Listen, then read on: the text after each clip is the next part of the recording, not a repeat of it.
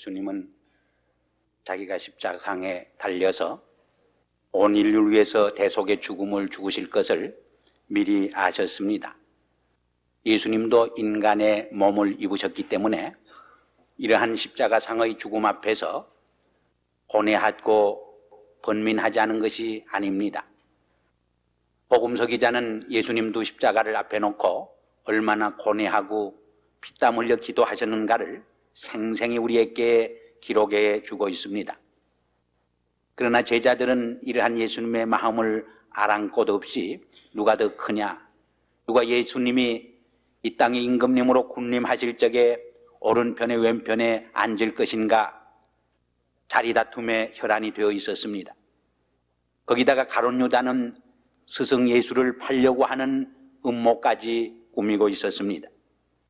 이러한 제자들의 마음을 들여다보는 예수님은 너무나 민망했습니다. 너무나 고독하고 슬펐습니다. 그러한 제자들이었지만은 마지막 유언을 남기고 마지막 교훈을 남기시기 위해서 마지막 기회와 장소를 찾고 계셨습니다. 예수님은 마가의 다락방에서 유월절 잔치로 최후의 만찬을 준비시켰습니다. 만찬 석상에서 주님은 갑자기 겉옷을 벗으시고 허리에 수건을 두르시고 대야에 물을 담아 제자들의 발을 하나하나 씻기기 시작했습니다. 예수님은 제자들의 발을 씻기는 이 행동을 통해서 가룟 유다의 마음속에 사탄이 미움과 증오를 불어넣은 대신에 제자들의 가슴 속에 사랑과 겸손과 봉사의 정신을 불어넣었습니다. 예수님은 허리를 굽혀 봉사하심으로 저들의 마음의 허리를 굽히셨습니다. 예수님은 저들의 더러운 발을 씻기심으로 저들의 영혼 깊숙이 뿌리박고 있는 더러운 죄를 말끔히 씻어 주셨습니다. 그리고 서로 다투고 서로 불화하고 서로 시기하고 질투하는 제자의 무리를 자기를 스스로 낮추고 사랑하며 단결하는 제자의 무리로 변화시켜 주신 것입니다. 예수님은 이 단순한 행동 속에서 자신이 세상에 오시어서 설명하려던 종교와 철학을, 윤리와 삶의 가치관을 너무나 생생히 요약해 주시었습니다. 특별히 오늘 12절에 보면은 예수님께서 제자들의 발을 다 씻기신 후에 제자들을 향하여서 내가 너희에게 행한 것을 아시느냐 아느냐 물으셨습니다. 예수님은 제자들의 발을 씻기는 이 단순한 행위를 통해서 적어도 3가지 중요한 교훈을 가르쳐 주시기를 원했던 것입니다. 그 첫째가 무엇이냐 하면 저들의 발을 씻기심으로써 예수님의 십자가상에서 살을 찢기시고 보혈을 흘려 온 인류의 죄를 말끔히 씻어주시는 속죄의 죽음을 상징시켜 주려고 한 것입니다. 7절에 보면은 베드로가 예수님이 자신의 발을 씻기려고 했을 적에 너무나 황송해서 제자가 스승의 발을 씻는 것이 상례이고 종이 상전의 발을 씻는 것이 예의고 아랫사람이 윗사람의 발을 씻는 것이 일반적인 상식인데 그러한 상식과 예의를 뛰어넘고 예수님께서 자기 자신의 발을 씻기려고 했을 적에 너무나 송구스러워서 내 발을 씻지 못한다고 거절을 합니다. 그러면서 예수님께서 말씀하기를 지금은 내가 알지 못하지만은 이후에는 알리라고 말씀합니다. 그리고 계속해서 내가 발을 씻지 않으면 나와 상관이 없을 것이라고 말씀합니다. 이때 베드로는 내 발뿐만 아니라 손과 머리까지 씻어달라고 요청을 합니다. 그때 예수님께서 이미 몸을 목욕한 사람은 다 씻을 필요가 없이 발만 씻으면 족하다고 말씀을 했습니다. 무엇을 우리에게 말씀해 주시는 것입니까? 예수님의 제자들의 발을 씻는 이 행위는 단순히 그들의 육체적 때를 씻는 것 이상으로 그들의 마음속에 도사리고 있는 죄를 씻어주시는 속죄의 사건을 상징해 주고 있는 것을 우리는 알 수 있습니다. 오늘 현대인은 어느 시대보다도 문화가 발달되고 기술이 발달되어서 편리한 삶을 누리고 있습니다. 그 어느 때보다도 물질적으로 풍요한 삶을 인조하고 있습니다. 그러나 현대인의 속사람은 더욱더 깡말라가는 것을 봅니다. 더욱더 고독해지는 모습을 봅니다. 더욱더 원시적인 삶을 살아가는 모습을 봅니다. 오히려 더 완악해지고 잔인해지고 비인간해지는 것을 봅니다. 이러한 인간의 속 사람은 인간의 교육으로 짤 수 없습니다. 인간의 수양과 도덕과 윤리로 새롭게 할 수 없는 것입니다. 오직 예수 그리스도께서 십자가상에서 흘리신 그 보혈에 의해서 깨끗이 씻을 수 있는 것입니다. 인간의 죄를 해결할 수 있는 길은 오직 예수 그리스도의 십자가의 사건 밖에는 없다고 하는 것을 우리에게 분명히 암시하고 계시해 주고 있는 것입니다. 두 번째로 예수님께서 제자의 발을 씻겨주신 것은 오늘 13절 이하에 있는 것처럼 내가 주와 스승이 되어서 너희 발을 씻어준 것처럼 너희들도 서로 남의 발을 씻어 주도록 하기 위해서 내가 너희에게 본을 보였다고 말씀을 합니다. 제자들로 하여금 예수님을 본받아 예수님을 닮아서 이 세상 속에서 다른 사람의 발을 씻어 주면서 살도록 하시기 위해서 이 모본을 보여주었다고 하는 것입니다. 특별히 윗사람이 아랫사람을, 잘 사는 사람이 가난한 사람의 발을, 그리고 높은 사람들이 천하고 고통당하고 소외된 사람들의 발을 씻어주도록 하기 위해서 이 모본을 보였다고 우리에게 말씀을 해주고 있습니다. 예수님은 그전에도 내가 온 것은 섬김을 받으려 하냐며 섬기기 위해 오셨다고 말했습니다. 누구든지 으뜸이 되고자 하는 사람은 오히려 남을 섬기는 종이 되어야 하리라고 말씀했습니다. 예수님은 이러한 자기 자신의 가르침을 몸소 제자들에게 실천하셨습니다. 행동으로 모본을 보여주신 것입니다. 예수님은 세상에 오시어서 새로운 삶의 질서를 확립해 주셨습니다. 예수님은 세상에 오시어서 새로운 삶의 가치관을 심어주신 것입니다.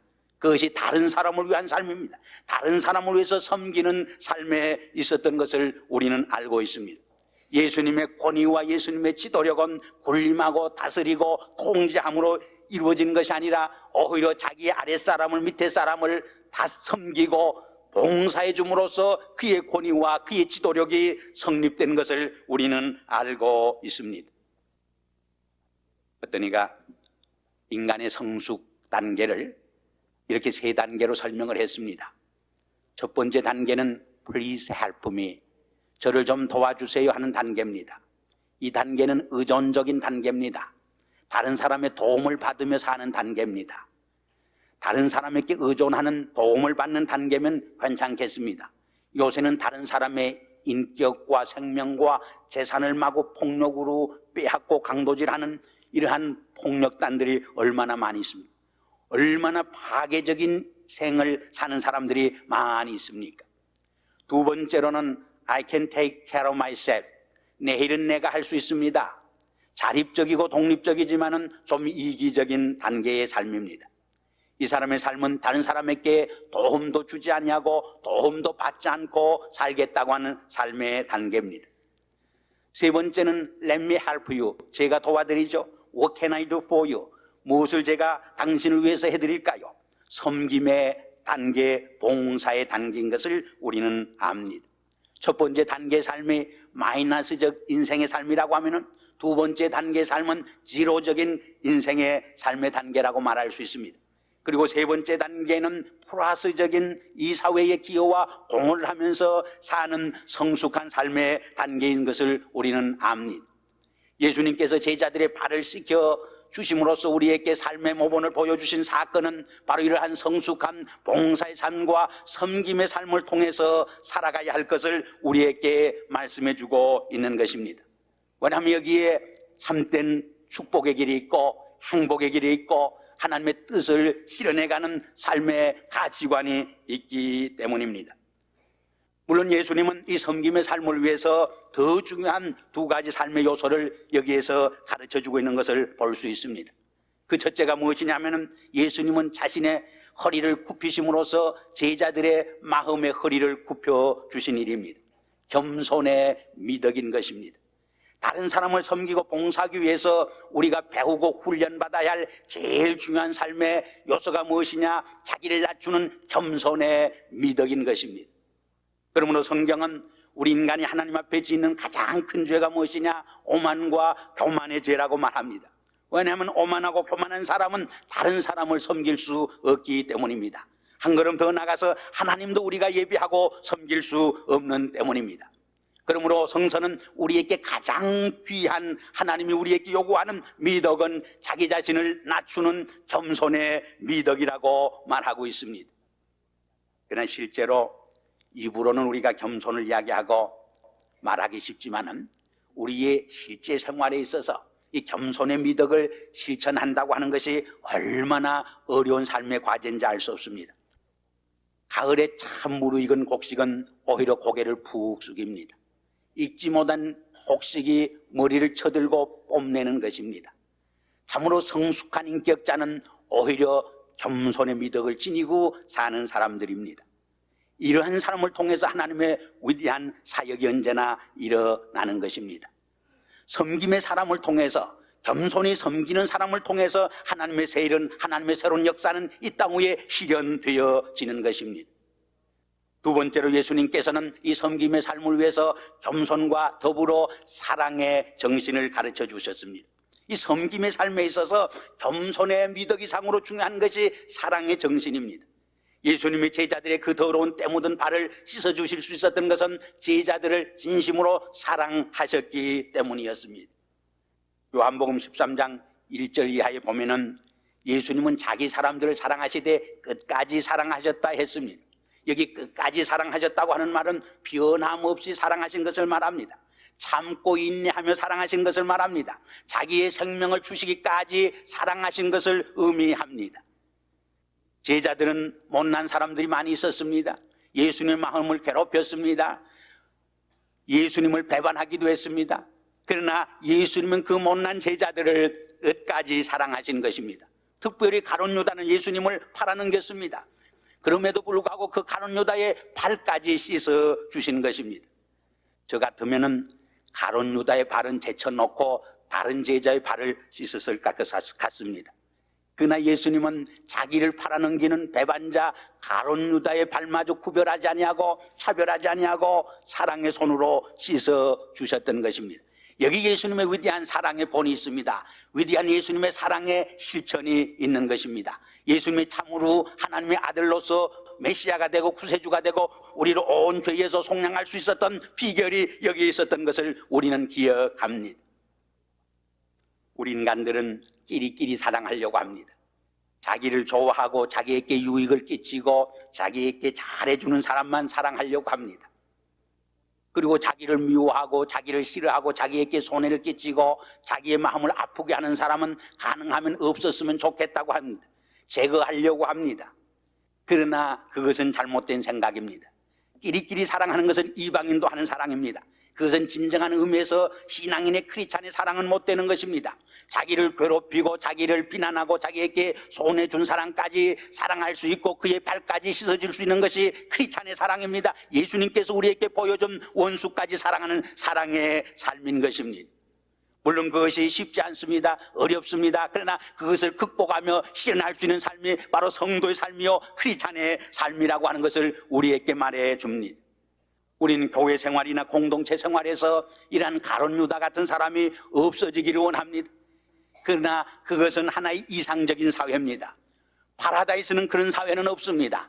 우리가 사는 삶의 현장은 언제나 우리의 마음을 괴롭히고 우리를 헐뜯는 사람이 언제나 있는 것입니다. 그들과 함께 공존하고 공생해야 하는 것이 우리의 삶의 현장입니다. 그러한 삶의 현장에서 가룟 유다의 발까지 씻을 수 있는 사랑의 삶의 실현, 그것이 바로 크리스찬의 삶이라고 우리에게 예수님은 가르쳐 주고 있습니다. 유대 나라에서 양을 먹일 때 양만 먹이면은 양들이 너무 순진하고 무지해서 서로 추우면은 몰려든다고 합니다. 그래서 그 가운데 많은 양들이 밟혀서 죽게 된다고 합니다. 그래서 양을 먹일 적에 유대 목자들은 언제나 염소 한두 마리를 같이 먹인다고 합니다. 그러면 이 염소가 자꾸 들이받아가지고 무리를 해쳐주기 때문에 오히려 양들이 살게 된다고 하는 것입니다. 귀한 진리를 우리에게 가르쳐 줍니다. 우리의 공동체의 삶 속에서, 교회 삶 속에서 늘 우리에게 평안과 즐거움을 주는 성도들만 있으면 얼마나 좋겠습니까? 가시노로 사는 사람들이 없으면 얼마나 좋겠습니까? 그러나 그것은 성서적이 아닙니다. 오히려 그들 때문에 우리는 기도하게 됩니다. 하나님 앞에 매여 달리게 됩니다. 영적으로 각성하게 됩니다. 더욱 신령한 공동체가 되어진다고 하는 사실인 것입니다. 그러므로 성서는 오히려 가룟 유다의 배신 행위도 하나님의 말씀을 이루기 위해서 있었다고 말씀하고 있는 것입니다. 세 번째로 17절에 보면은 너희가 이것을 알고 행하면 복이 있느니라 했습니다. 예수님께서 제자들의 발을 씻어 주시면은 세 가지 중요한 교훈과 진리를 설명하시기 위함이었습니다. 첫째는 예수 그리스도께서 십자가상에서 몸과 피를 흘림으로 온 인류의 죄를 깨끗이 씻어 주심을 상징한 것입니다. 두 번째는 우리도 예수 그리스도를 본받아 낮은 사람을, 가난한 사람을, 소외된 사람을, 고통당하는 사람을, 질병 속에 있는 분들의 발을 서로 씻기면서 섬김의 삶을 살도록 하기 위해 본보여 주시는 것입니다. 세 번째는 이 진리를 깨닫고 알 뿐만 아니라 우리의 삶 속에서 실천하고 행동하고 생활함으로써 하나님이 주시는 놀라운 축복과 행복에 동참하도록 하기 위함이었습니다. 우리 인간의 진정한 기쁨과 행복은 죄의 문제를 해결할 때 이루어집니다. 우리의 삶 속에 죄가 있으면 참 자유함이 없습니다. 늘 불안과 공포가 있습니다. 거기에 참된 인생의 기쁨과 즐거움이 깃들 수 없습니다. 예수 그리스도 안에서 새로운 삶의 관계를 통해 우리가 그리스도 안에서 새로운 피조물이 되고 새 사람이 될 적에, 예수 그리스도 안에서 용서와 사유함을 받게 될 적에 이제는 옛것은 지나가고 새 사람이 되었다고 하는 새로운 피조물의 축복의 삶을 누리게 되는 것입니다. 여기에 진정한 기쁨이 있고 행복이 있고 평강이 있는 것입니다. 그러나 한 걸음 더 나아가서 그것만으로서 완성되어지는 것이 아닙니다.